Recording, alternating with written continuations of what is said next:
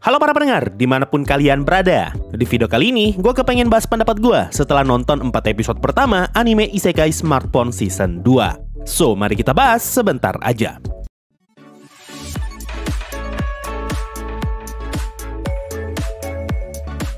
Sesuai dengan judulnya, Isekai Smartphone Season 2 adalah kelanjutan dari season satunya yang dulu pernah rilis di tahun 2017. Anime ini bercerita tentang seorang pria yang terkirim ke Isekai sambil membawa smartphone dan semua kekuatan OP-nya berasal dari HP-nya. Nah, sebelum genre Isekai sebanyak sekarang, dulunya Isekai Smartphone sering jadi patokan untuk anime Isekai yang jelek karena ceritanya yang terlalu datar, MC-nya yang pasaran, gambarnya yang biasa aja, dan tentu saja haremnya yang banyak banget. Makanya jangan heran kenapa Isekai Smartphone sering banget disebut sebagai Isekai ampas. Tapi di luar dugaan, ternyata anime ini yang sering disebut ampas justru malah dapat season 2 di tahun 2023 ini. Disclaimer dulu, gue bukanlah orang yang benci dengan Isekai Smartphone. Justru berkat anime Isekai Smartphone, gue pun jadi kepengen baca light novel. Dan Isekai Smartphone adalah light novel Isekai pertama yang pernah gue baca. Barulah setelah itu, gue nemu light novelnya Overlord. Meskipun banyak yang bilang Isekai Smartphone ampas, tapi bagi gua, Isekai Smartphone justru menarik dan menjadi awal bagi gua untuk bisa mengenal genre Isekai. Nah, setelah nonton 4 episode pertama season 2-nya, gue pun langsung sadar kalau Isekai Smartphone ternyata tidak seampas yang orang-orang katakan. Karena gue pribadi sudah menemukan lebih banyak anime Isekai yang jauh lebih jelek daripada Isekai Smartphone. Apalagi jumlah anime Isekai di tahun 2023 ini sudah jauh lebih banyak daripada di tahun 2017 kemarin. Makanya sangat wajar jika ada anime yang lebih ampas daripada Isekai Smartphone. Malahan untuk saat ini, gue merasa kalau Isekai Smartphone hanyalah anime Isekai generik pada umumnya, yang tidak akan gue bilang ampas dan juga tidak akan gue sebut bagus. Palingan, kata yang paling tepat untuk mendeskripsikan anime ini adalah biasa aja. Nah, ngomongin season 2-nya, bagi gua, episode 1 season 2-nya sama sekali nggak ada isinya. Bahkan episode itu jauh lebih kosong daripada episode 1 Shadow Garden yang juga pernah gua bilang nggak ada isinya. Setidaknya masih ada hikmah yang bisa kita dapatkan di episode 1 Shadow Garden. Bagaimana tidak, setengah dari episode 1 Isekai Smartphone Season 2, isinya cuma fanservice doang yang ngeliatin cewek-cewek mandi dan juga buka baju. Setengahnya lagi, isinya cuma scene filler untuk mengisi kerinduan para penonton dengan memperlihatkan ulang semua karakter yang pernah muncul di season satunya. Makanya di konten reaction kemarin, gue ngasih Isekai Smartphone Season 2 di peringkat paling bawah list Isekai Spring 2023 kalau dilihat dari episode satunya.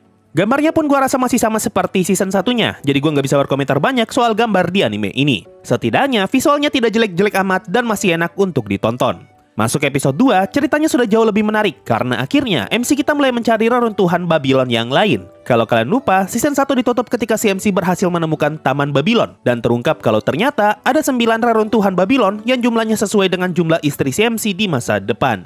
Nah, reruntuhan Babylon adalah alasan utama kenapa gua tertarik untuk baca light novel Isekai Smartphone. Karena yang paling gua nantikan ketika baca novelnya adalah momen ketika si MC menemukan reruntuhan yang lain. Mulai dari workshop, warehouse, tower, dan terakhir yang gua baca cuma sampai di hangar. Nah, kalau dilihat dari opening season 2, sepertinya ceritanya bakalan berakhir ketika si MC menemukan 6 reruntuhan Babylon. Hal ini bisa kita ketahui dari 6 Babylon Sisters yang muncul di openingnya. Jadi buat gue pribadi, cerita di season 2 akan jauh lebih menarik daripada di season 1. Karena akhirnya reruntuhan Babylon satu persatu akan mulai dikumpulkan. Cuma sayang, season 2-nya malah dimulai dengan episode yang penuh dengan fanservice.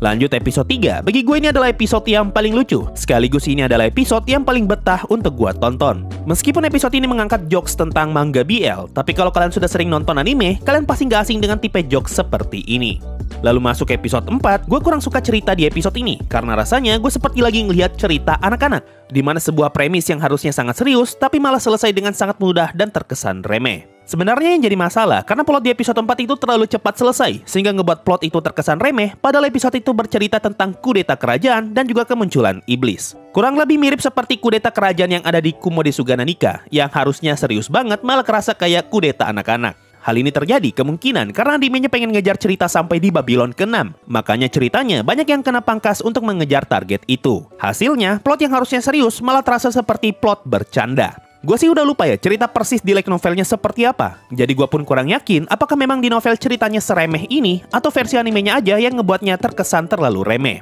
Apalagi villain di episode 4-nya bacot banget dan gue paling gak suka tipe villain seperti ini. Kalau di novel sih gue gak masalah ya dengan karakter yang bacot karena cuma itu satu-satunya cara agar kita bisa tahu jalan ceritanya. Tapi bukan berarti kalau dia bacot di novel, otomatis jadi bacot juga di anime. Karena storytelling dalam anime tidak terbatas dalam dialog. Hal ini bisa dilihatkan melalui gambar, melalui sikap, melalui visual, background, musik, dan segala macamnya. Kita lihat aja lah nanti, kira-kira akan seperti apa 8 episode yang tersisa. Apakah bakalan makin jelek atau justru semakin menarik dengan banyaknya reruntuhan Babylon yang ditemukan. Walaupun episode satunya jelek ya, tapi gue senang ketika nonton episode 2 dan episode 4. Karena rasanya ingatan gue seperti terrefresh dan gue mengingat kembali beberapa cerita yang dulunya pernah gue baca. Salah satu yang gue ingat adalah cerita tentang warehouse yang ngejatuhin item karena pengurusnya terlalu ceroboh. Cerita tentang frame gear yang ada di dalam hangar, dan juga cerita tentang villain di episode 4 yang pakai 2 gelang untuk kebal dari serangan. Bahkan gue juga ingat kalau CMC ngalahin penjahat itu dengan cara dibuat terpleset. Ya untuk saat ini sih gue nggak bisa nentuin ya peringkat Isekai Smartphone Season 2 setelah nonton sampai di episode 4. Karena gue belum nonton anime yang ada di atasnya, yaitu si Isekai Bocil dan Isekai Onesan. Jadi untuk saat ini, gue bakal tetap naruh Isekai Smartphone Season 2 sebagai anime Isekai dengan peringkat paling rendah di musim ini. Kalau menurut kalian gimana nih? Apa pendapat kalian soal Isekai Smartphone Season 2 ini? Apakah makin bagus? Apakah sama saja? Atau justru makin jelek? Komen aja di bawah. Mungkin itu saja untuk video kali ini. Makasih semuanya sudah mendengarkan dan bye-bye.